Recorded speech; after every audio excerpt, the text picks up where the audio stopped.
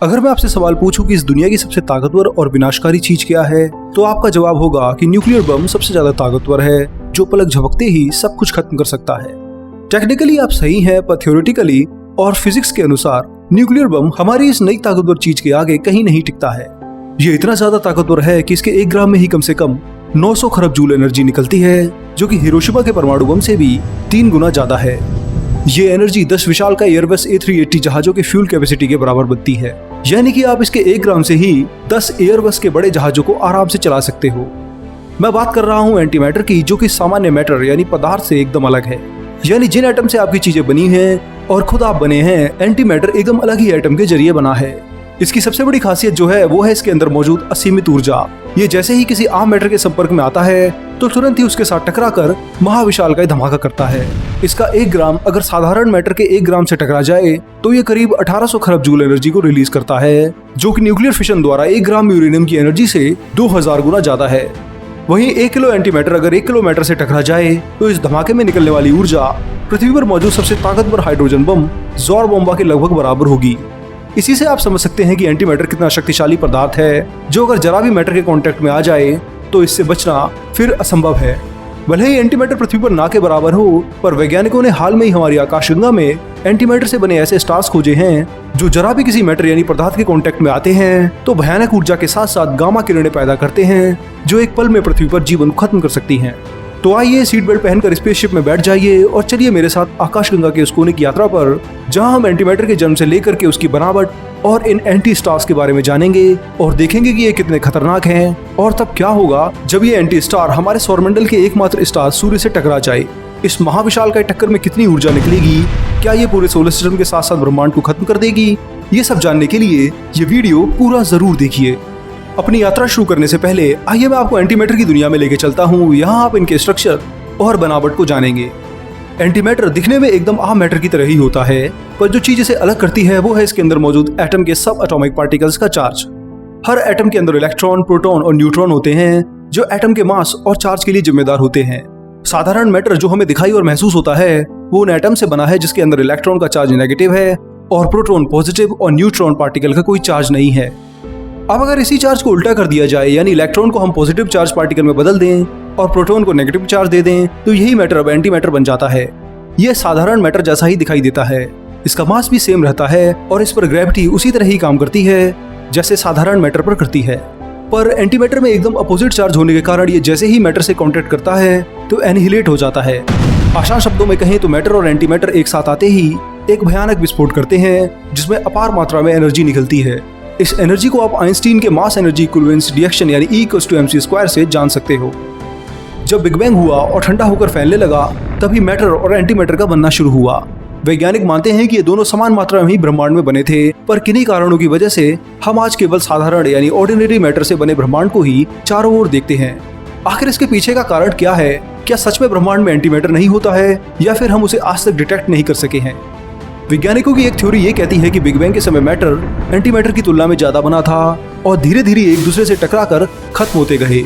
अब मैटर की मात्रा ज्यादा थी तो एंटीमैटर पूरा ही एनिहिलेट होकर इस यूनिवर्स से गायब हो गया और बचा हुआ जो मैटर था उसी से फिर आगे यूनिवर्स में महाविशालकाय ऑब्जेक्ट्स का निर्माण हुआ। इसी मैटर से अरबों गैलेक्सीज, तारे और ग्रह बने और बाद में हम भी इसी मैटर से बने। पर भले ही ब्रह्मांड में चारों तरफ मैटर ही मैटर हो, पर एंटीमैटर को हम अभी भी ब्रह्मांड में खोज सकते हैं। वैज्ञानिकों ने इन्हें डिटेक्ट करने के लिए कई शक्तिशाली डिटेक्टर बनाए हैं जो ब्रह्मांड में मौजूद पॉजिट्रॉन पार्टिकल्स को ढूंढते हैं। इसके अलावा एंटीमैटर को हम पृथ्वी पर भी बना सकते हैं। इन्हें बनाने के लिए हमें एक विशालकाय पार्टिकल एक्सेलरेटर चाहिए जो पॉजिट्रॉन और एंटी प्रोटॉन को बना सके। हालांकि इन्हें बनाना बहुत ही मुश्किल है।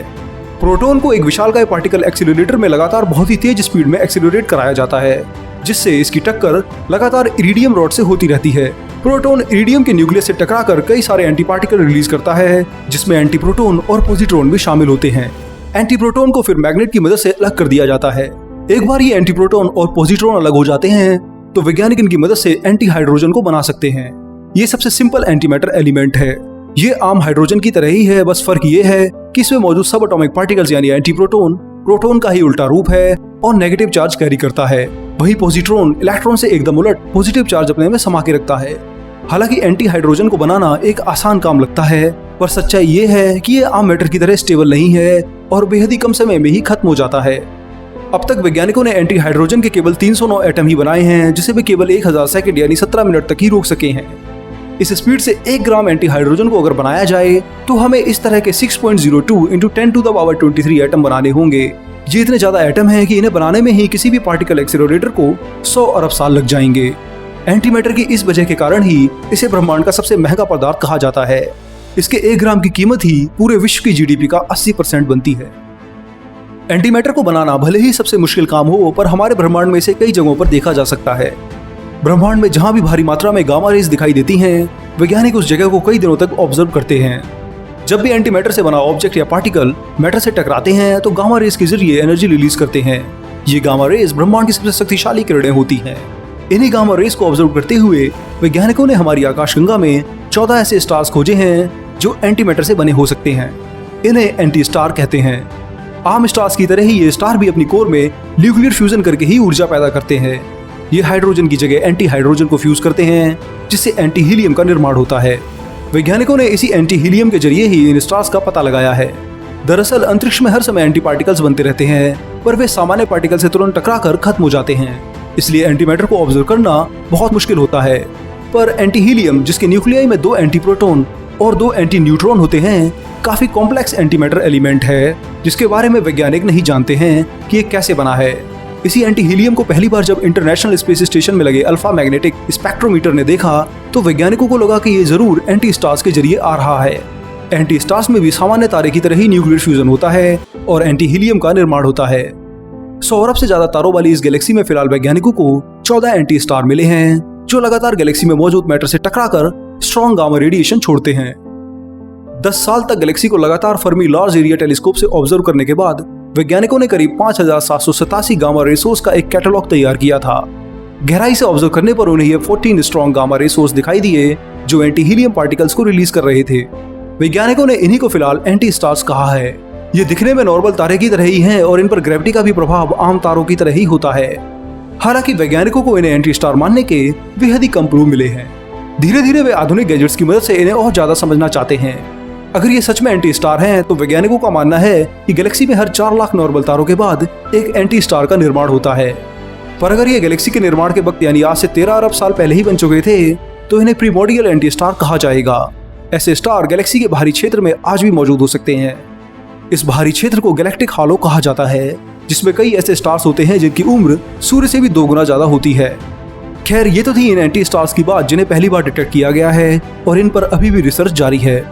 पर आइए अब हम एक ऐसे सिनारियो की ओर चलते हैं जहां हम बात करेंगे कि क्या होगा अगर एक सेम मास का स्टार और एंटी स्टार ब्रह्मांड में तेज गति से एक दूसरे से टकरा जाएं। अगर दोनों स्टार हमारे सूर्य के साइज के हैं तो इनकी टक्कर का धमाका कितना तेज होगा और इसमें कितनी ऊर्जा निकलेगी, आइए जानते हैं। स्टार्स की टक्कर स्पीड के ऊपर निर्भर करती है। अगर दोनों स्टार्स एक दूसरे के बेहद करीब स्लो स्पीड में आ रहे हैं तो ये टक्कर भी बहुत धीमी होगी। हो सकता है ये ग्रेविटी के कारण बाइनरी स्टार बन जाएं और एक दूसरे के सेंटर की परिक्रमा करने लगे। पर अगर ये स्टार बहुत तेज स्पीड से एक दूसरे की ओर आ रहे हैं तो टक्कर होना तय है।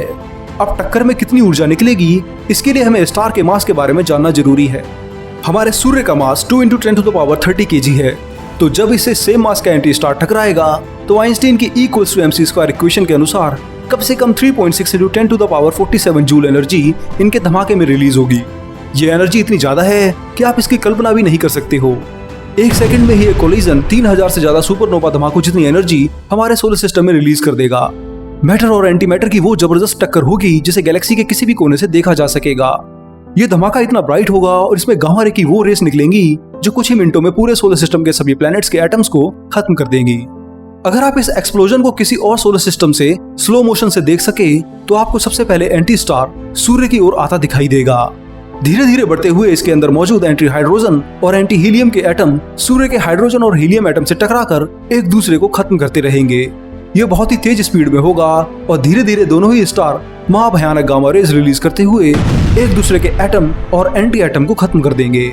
और फिर उस जगह जहां थोड़ी देर पहले सूर्य था कुछ नहीं होगा। वैज्ञानिकों का मानना है कि इस तरह के धमाके गैलेक्सी के सेंटर में जहां स्टार्स की संख्या बहुत ज्यादा है वहां होते होंगे, पर इन्हें आज तक हम गैलेक्सी के सेंटर की ब्राइटनेस के कारण डिटेक्ट नहीं कर सके हैं। हालांकि इस तरह के धमाके की संभावना ना के बराबर है। अगर गैलेक्सी में एंटी स्टार मौजूद भी हैं तो उनका हमारे सोलर सिस्टम तक आना अरबों सालों में भी संभव नहीं है। तो हम इन टक्करों से फिलहाल काफी सुरक्षित हैं। दोस्तों, इस वीडियो में इतना ही। यहाँ हमने एंटीमैटर की बात की, उसके जन्म के बारे में से लेकर उसके स्ट्रक्चर और उसके बनने के बारे में जाना, और हमने समझा कि ये कितना भी अलग हो पर इस पर भी ब्रह्मांड के नियम उसी तरह काम करते हैं जैसे साधारण मैटर पर काम करते हैं।